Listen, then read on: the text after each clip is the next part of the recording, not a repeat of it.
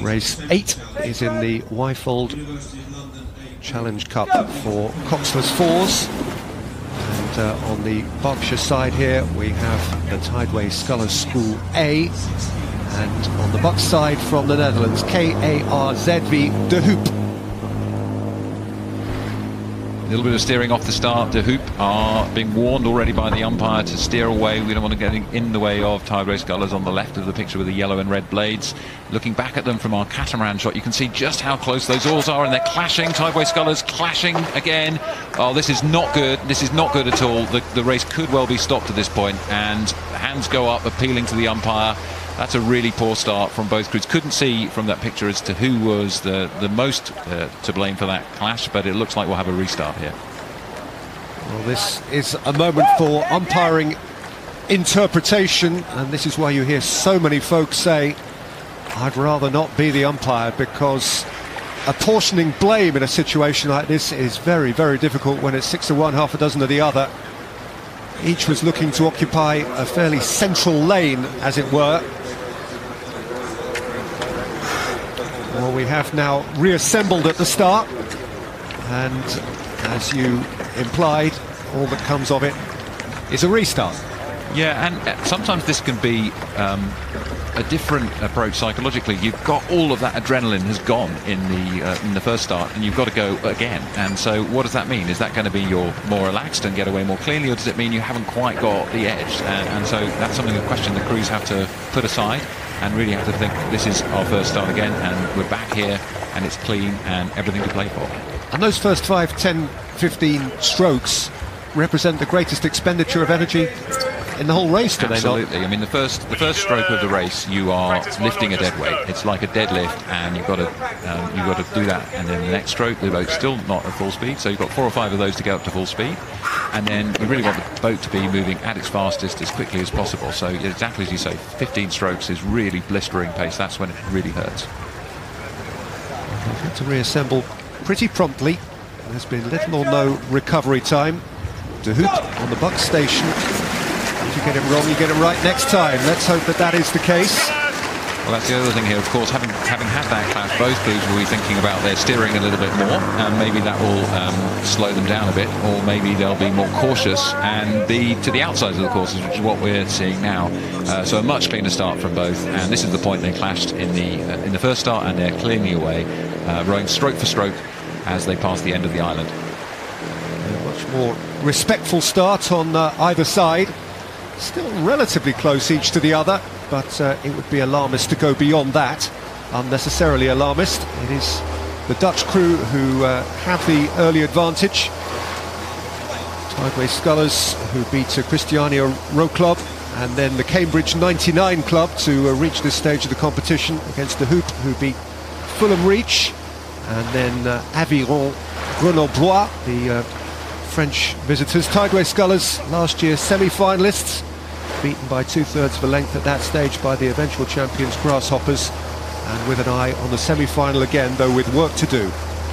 Yeah, these guys from De Hoop say they're desperate to win at Henley. 3 of them have rowed at Henley before. They've never won, and they've rowed in the Temple and the Double Sculls in the past, and only one of them's not raced at Henley before, so they know the feel of the course. They've got some familiarity here, and they're looking pretty relaxed actually for this stage in the race.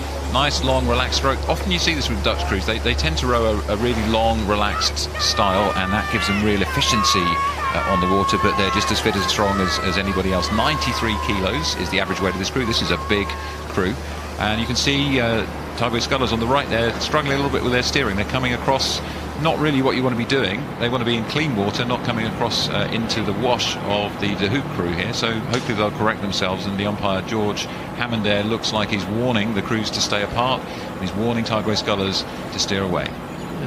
Not a great deal of distance between the blades, at least laterally.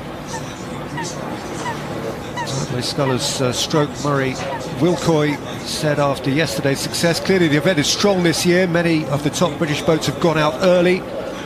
We have the Dutch next, and they have shown some real speed. It's going to be a tough race. He, of course, is hoping that they can convert this year into a win. And Scullers are trying to get back on terms here, looking like they're making some progress, as they've sorted their steering out. A bit close to the booms. I would want to be further away from the booms if I was in that boat. If you're an oarsman and you're not steering and you're feeling the booms are coming close, you're starting to get tense, and that's not good for boat speed. So Scullers are moving away, but as they do so, you can see they're just edging in front of De Hoop. This is turning into a great race as well. The Scullers have got the momentum, they've got the edge, they've got the stroke rate, and they are nose in front of the Dutch crew. Becoming a theme of the day, and this is going to be again a bicep by bicep second half of the race, which will be engaging for those who are about to embrace it from the various grandstands and enclosures. Of course, the Tideway Scullers will have much of the home support. The noise will echo upliftingly in their collective ear. Well, I'm surprised to see the Dutch on the left here haven't really responded as much as you might do with stroke rate. We noticed early on they got into that long, relaxed rhythm. The question here is, why don't you raise it up a little bit and stay back on terms with Scullers? You can see the aggression from the Scullers crew, looking sharper, looking more explosive as they drive through. Look at those muscles on the backs of the Scullers guys straining in the Henley sunshine. They're now a length clear of the Dutch crew and looking like they've got more to give. Theirs is a stroke that says, yes, we can. Whereas De Hoop, at least at this stage of the race, look just a little less convinced about themselves. Well, you might say they're strong and stable, but that's not where they need to be.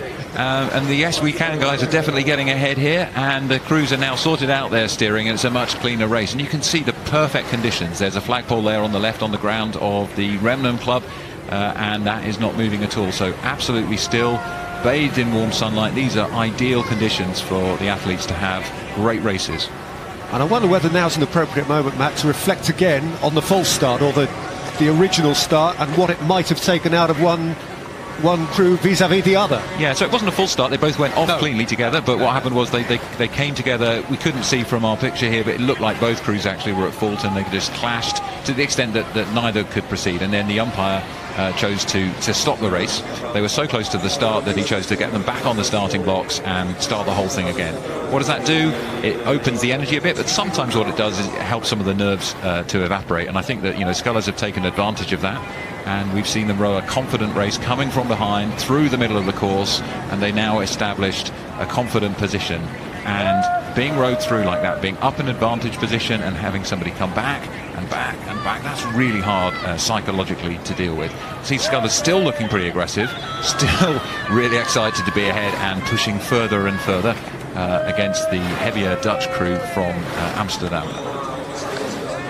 Winners of this, who look as though it's going to be Tideway Scullers, will be up against the crew we've already seen this morning, UTS Haberfield from Sydney, Australia, in the semi-final. That is going to be a more than watchable race.